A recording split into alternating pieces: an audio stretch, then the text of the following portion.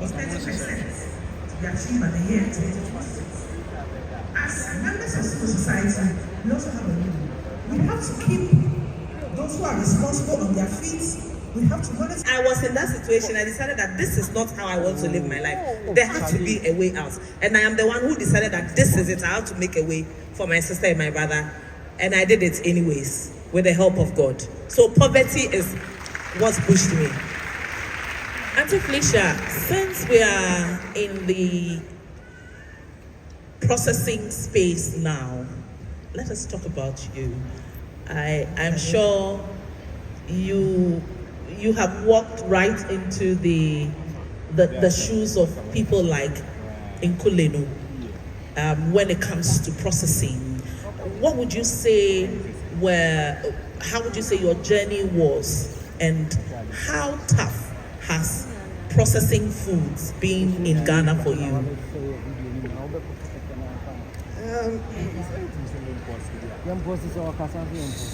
I think it has been a very long journey, and I think we should all have dreams, like what she was saying.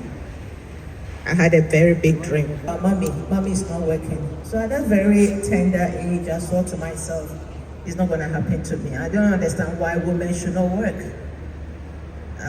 Because my mother was a trader, so I didn't understand why some women are not working. And I told myself it's not going to happen. So fast forward, in the university, we used to come to Legon as young people to chill. And I see these women in trucks with their babies, feeding their babies, and perishable food items and all that. And sometimes I ask myself, why should it happen to us? I've always been an advocacy for women. And that started a dream. After school, I really wanted to go into food processing just because of the women. And seeing the perishable item that they were, it really sinks my heart. So that's when I started. I started from a kitchen table in a rented home. I had a big dream. To me, everybody should have a dream. My dream was very...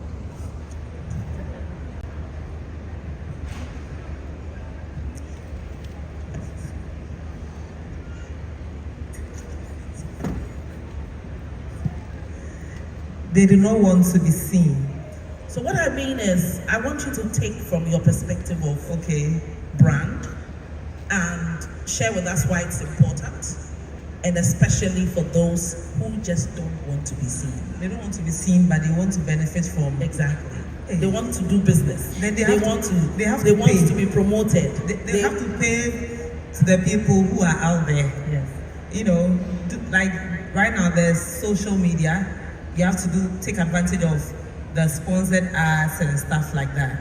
Because if you don't want to be out there, then of course you have to pay someone to, advertise and stuff for you. That's why there are a lot of brand influencers and ambassadors these days. You just find a known person and put their face on or their name on your product, and that's the easiest way to go about things. Yes. But if you want to be seen like me, it's not like I want to be seen. It's just that when I started doing my work, I just wanted to survive. And fame was just a byproduct of my work. I didn't go out there seeking for fame. There are people who want the fame. I didn't want it. It just became a byproduct of the work that I was doing. And when I started, there wasn't social media.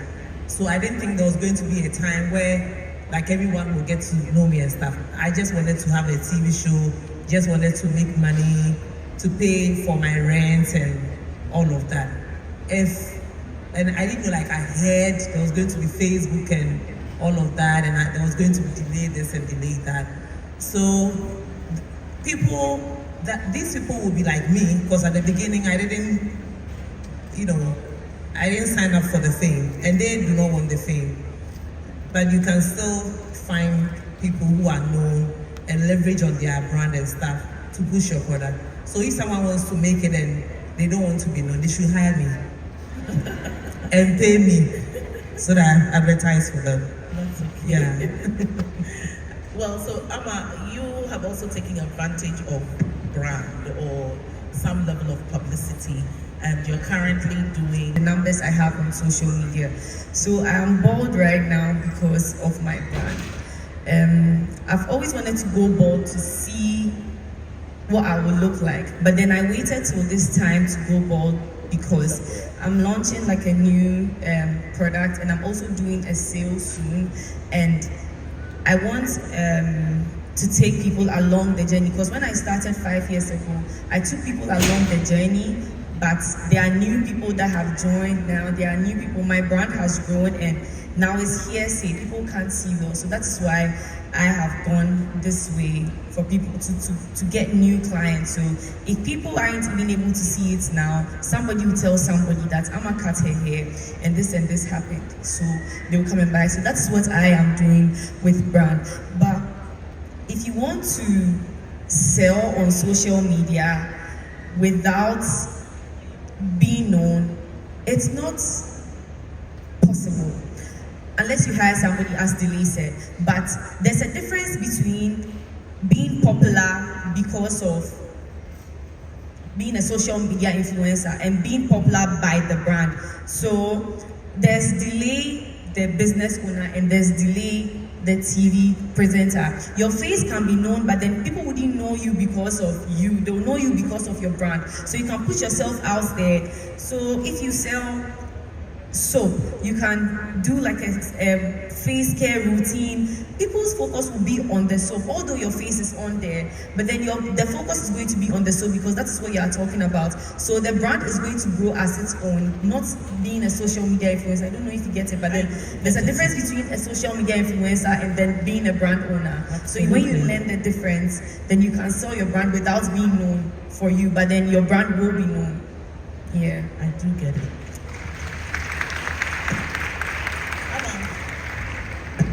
A lot of women are looking for money for their business.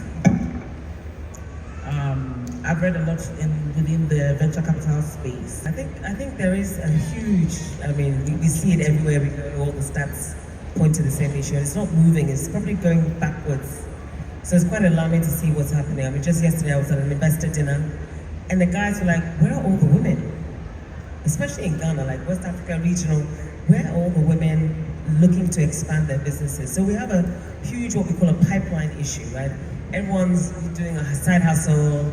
Of course, life happens, the care burden on women is huge. So child rearing, elderly parents, there are all kinds of responsibilities on women.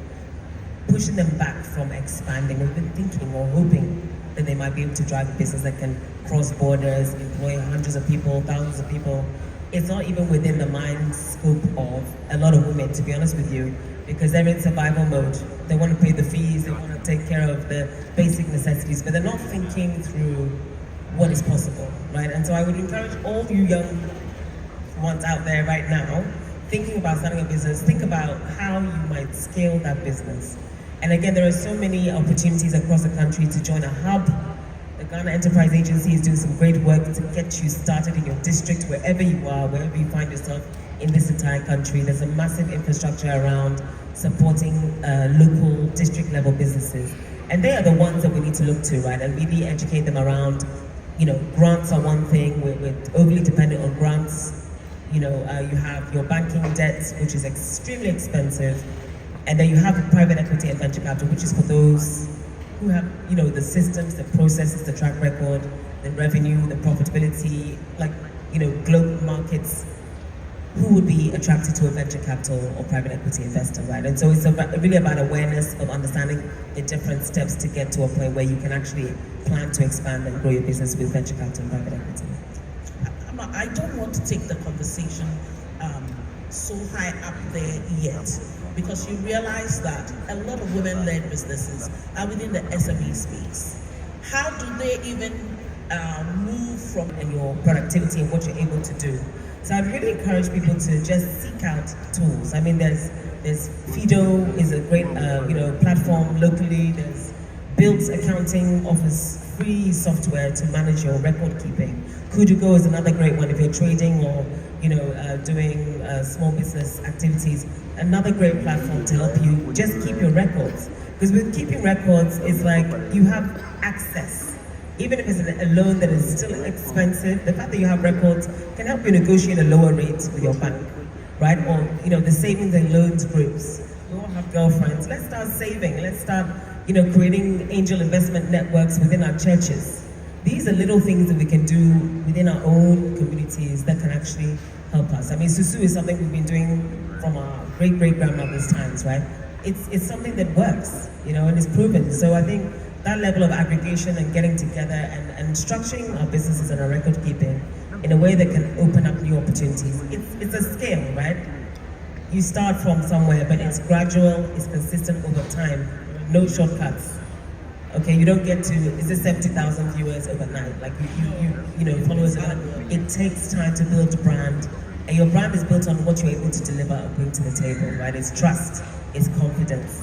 And that takes time, consistency over time. So I think that's where we need to focus on.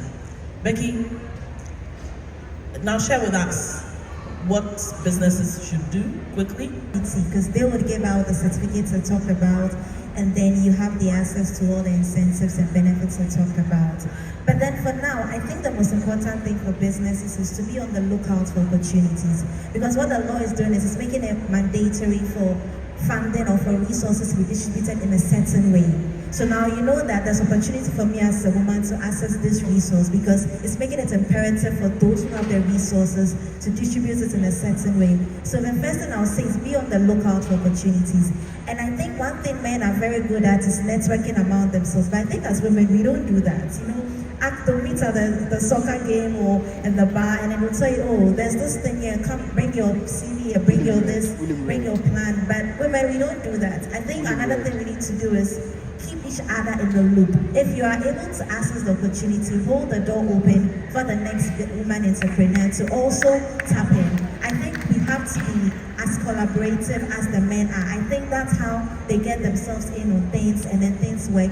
I think as women, we need to start doing that. The third thing I'll also say for businesses now is that if you're a woman entrepreneur, you set the tone. If you don't have the parity yet, you start.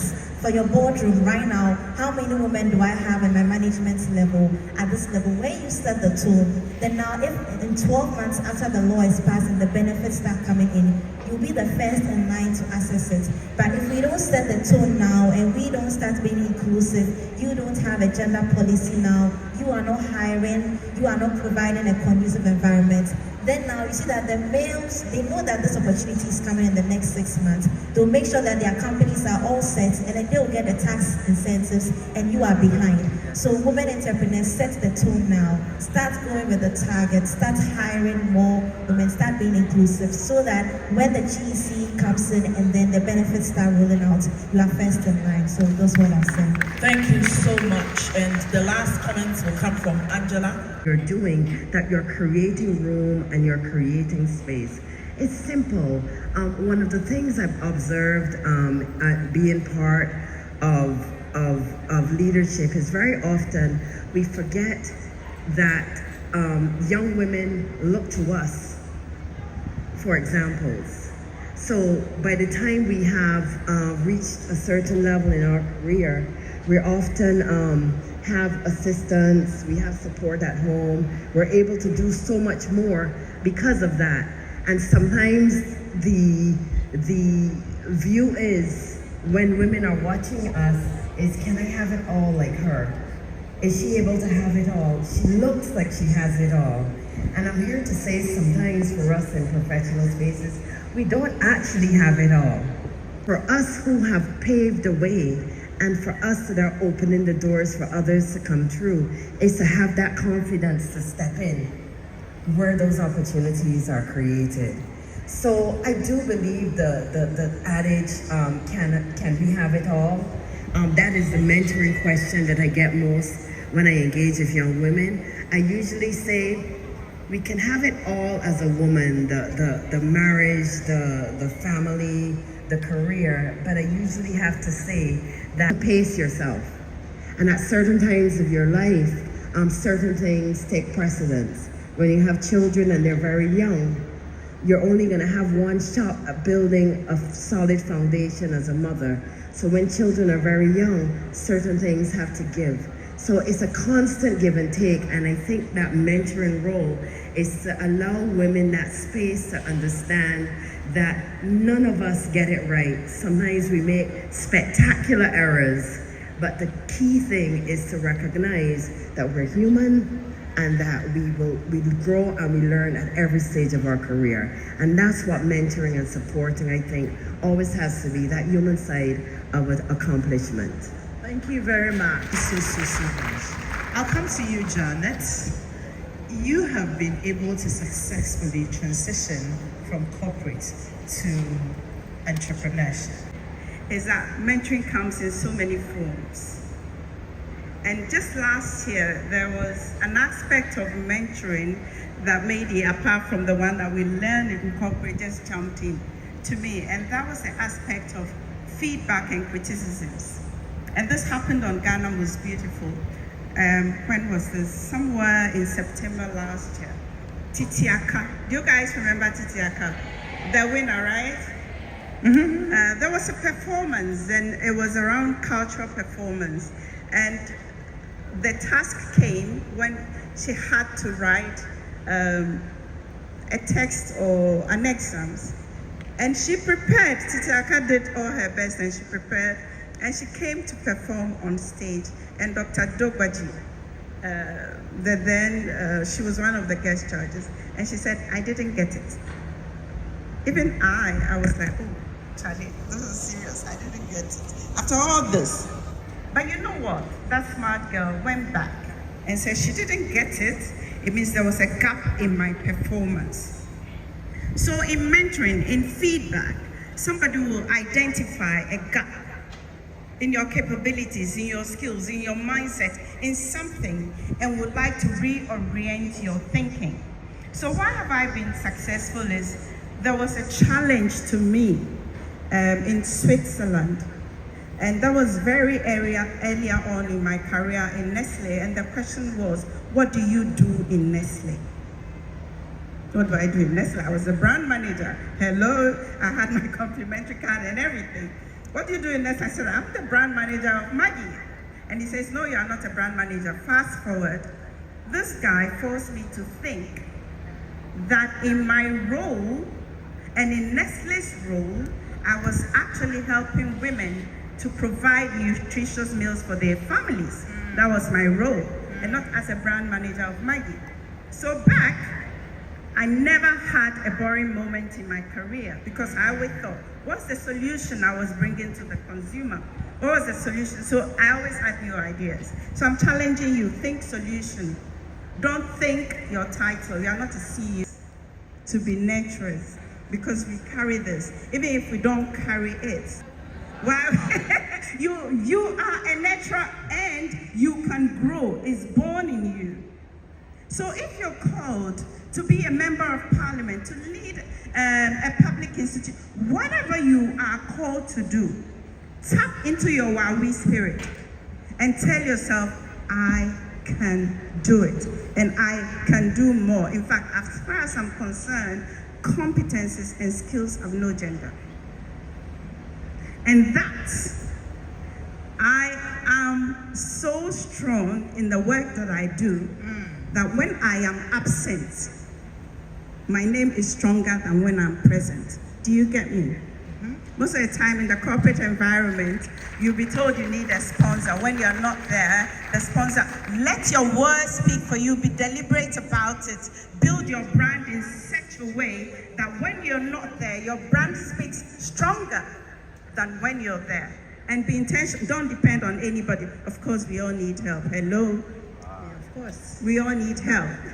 But be intentional about building your brand. Let it speak stronger versus when you are not there. Thank you. Thank you.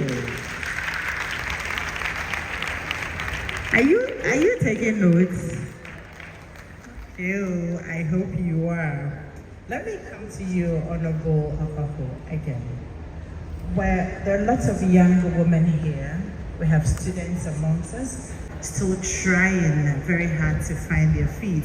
And the conversations we're having here today are inspiring them.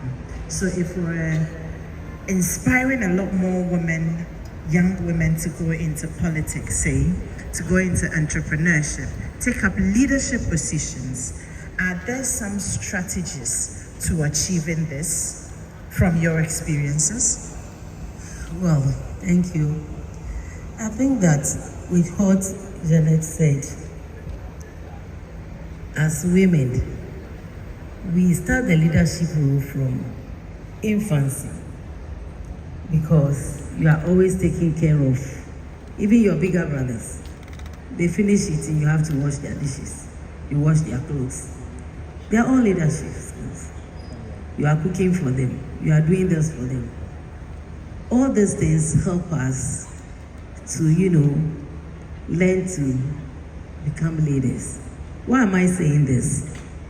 Being a member of parliament, you are representing a constituency. You are not the boss. You are their servants. They are all giving you their mandates to go and stand in for them. So that all the policies and laws that will be made there, you will help them so that what they need, you put it up there for them. So they are only sending you as a servant. And that is how I see myself. In my constituency, I'm not the boss. Believe me, in parliament, people see me and like, so far, you always want to drive. You don't allow anybody to drive you. I said, oh, let me drive myself. I enjoy driving. You're always carrying your bag. When people give their bag to their police officers to carry for them, their bodyguards are with them. I said, I'm a mere servant from Obum Domiabra. Obum Domiabra people have just given me their mandate. If they take it away from me, who am I? I am nobody. I'm just there to help them. So, as young ladies, I think that God has given us that kind of energy. So anywhere we see ourselves, we shouldn't limit ourselves that we are leaders and that we can make it. And I believe that my mom always telling me that there's no impossibility in my vocabulary. So any challenge I see, I believe that there's a way you can solve it. There's a way you can solve it.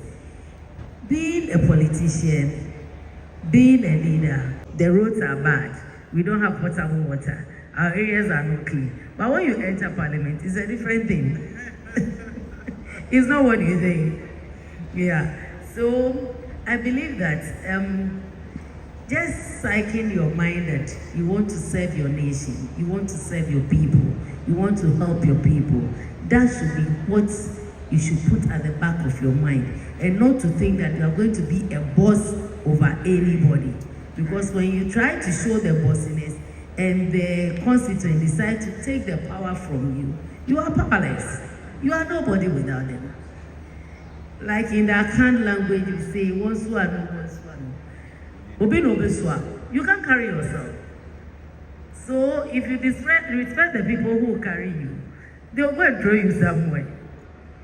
All right. So I believe that as young ladies and young men and people who are aspiring to go into politics and to leadership, we should always see ourselves that we really want to help. Right. Even in entrepreneurship, when you are cooking for somebody, when you are doing anything for someone, learn and know that it is not for you, but you want to help others. You want to see that you give them the best.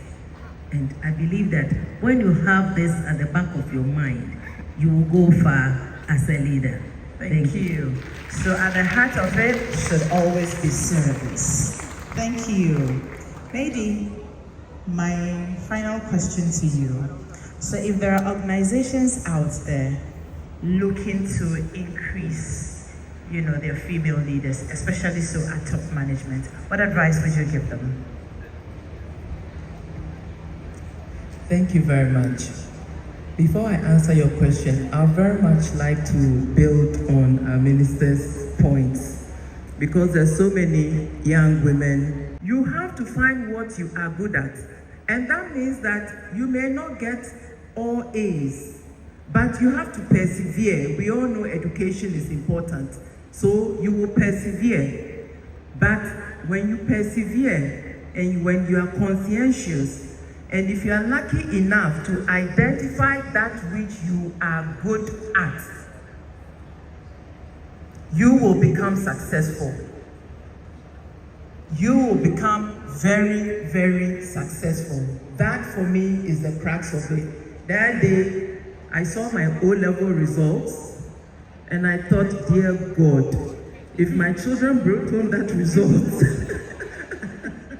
But I'm honestly sharing that with you to understand that it's also not a case of where you started from.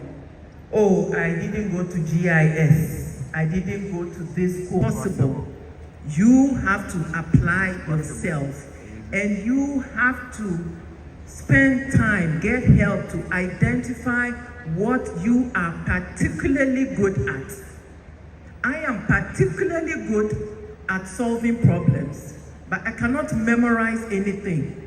So as I'm sitting here, I have my paper because I know myself and what I am good at.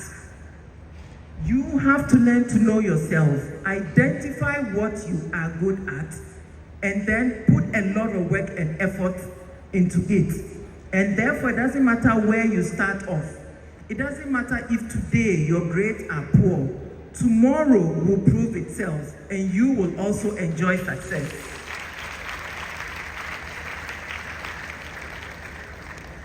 Now, to your question of what advice would I give corporates?